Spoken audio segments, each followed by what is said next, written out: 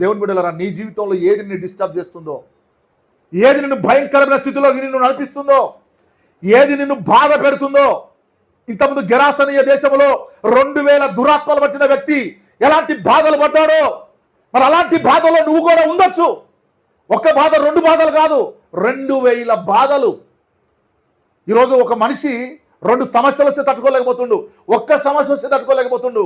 కానీ ఆ వ్యక్తి ఎలాంటి సమస్యలతో ఉన్నాడంటే 2000 సమస్యలు సృష్టించేది దెయ్యం. ఎందుకంటే సాతానుడు సింహాసనం ఉన్న స్థలములో మనం కాపురం ఉన్నామని యేసు చెప్తున్నాడు. ప్రకటన గ్రంథం 2వ అధ్యాయం 13వ వాక్యంలో ఎక్కడ మనం ఉంటున్నాం అంటే జాగ్రత్తపై బతకాలంటున్నాడు. జాగ్రత్తగా మనం బతకాలి ఈ లోకంలో దేవుని బిడ్డలారా.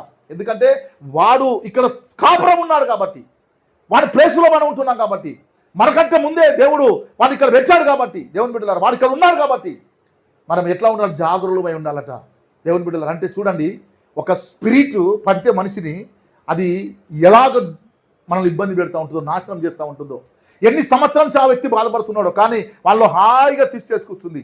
కానీ ఎప్పుడైతే యేసు ప్రభువు ఆ సంఘానికి వచ్చాడో అప్పుడు అంటుంది, నజరేయుడైన యేసు మాతో మీకేమి పని, మాతో మీకేం పని. ఎవరితో పని ఉంటుంది యేసు ప్రభుకు?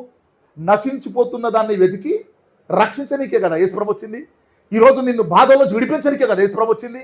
నీ అప్పులోంచి విడిపించడానికే కదా యేసు ప్రభు వచ్చింది. నీ కష్టాల నుంచి విడిపించడానికే కదా యేసు ప్రభు వచ్చింది. నీ చేతుల పనులను దీవించడానికే కదా యేసు ప్రభు వచ్చింది.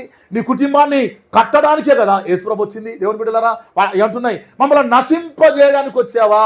నేను ఇన్ని రోజులు హాయిగా వీనిలో ఉన్నా, నేను ఇప్పుడు నువ్వు చేయబట్టి నేను వెళ్ళే పరిస్థితి వచ్చింది. అంటే యేసు ప్రభు కనుక మీ యుద్ధకు వచ్చినా, ఈ యేసు ప్రభు కాడికి మీరు వచ్చినా, మీలో ఉన్న దయ్యం అనేది ఏం చేస్తుంది, సమస్య అనేది ఏం చేస్తుందండి, కేకలు పెడతా ఉంటుంది.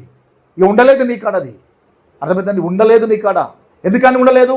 యేసు ప్రభు నీ కాడికి వచ్చాడు కాబట్టి.